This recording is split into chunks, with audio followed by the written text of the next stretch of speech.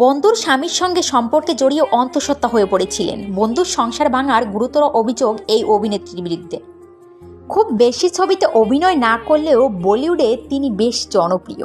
ছবি করার পাশাপাশি রিয়েলিটি শোতেও দেখা গিয়েছে তাকে। বন্ধুত্বের তালিকায় রয়েছেন কারিনা কাপুর খান, করিশ্মা কাপুরের মতো তারকারা।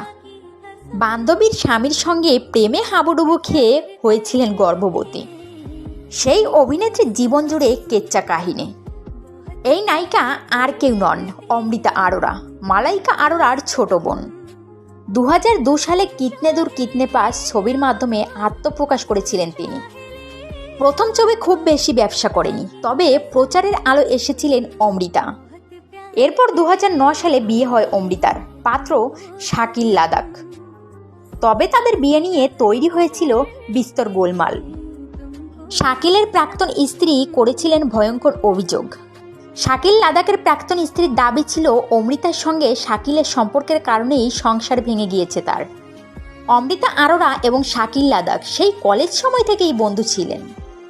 আর অন্যদিকে শাকিলের স্ত্রী নিশাও অমৃতার বন্ধু ছিলেন।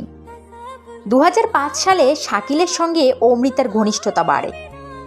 এর আগে 2004 সালে পাক বংশোদ্ভূত ইংল্যান্ডের ক্রিকেটার উসমানের সঙ্গে অমৃতার প্রেম হয়।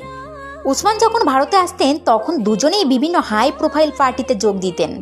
তিনি নিজে একাধিক সাক্ষাৎকারে স্বীকার করেছিলেন তার সম্পর্কের কথা। 1 বছর ধরে তাদের সম্পর্ক চলে। সেই থেকেই তাদের আলাপ ও প্রেম, কিন্তু টেকেনি সেই প্রেম।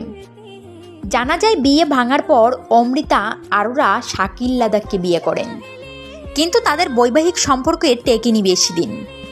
2006 সাল নাগাদ বন্ধুর স্বামী শাকিলের সঙ্গে ঘনিষ্ঠতা বাড়ে অমৃতার, এবং সেই সময় শাকিল এবং নেশার সংসারে অশান্তি শুরু হয়ে যায়। অবশেষে 2008 সালে নেশার সঙ্গে বিবাহ বিচ্ছেদ হয় শাকিলের। অমৃতা তার নিজের বান্ধবীর প্রাক্তন স্বামীকে বিয়ে করেছেন। ভিডিওটি ভালো লাগলে একটা লাইক, কমেন্ট, শেয়ার অবশ্যই করে দেবেন।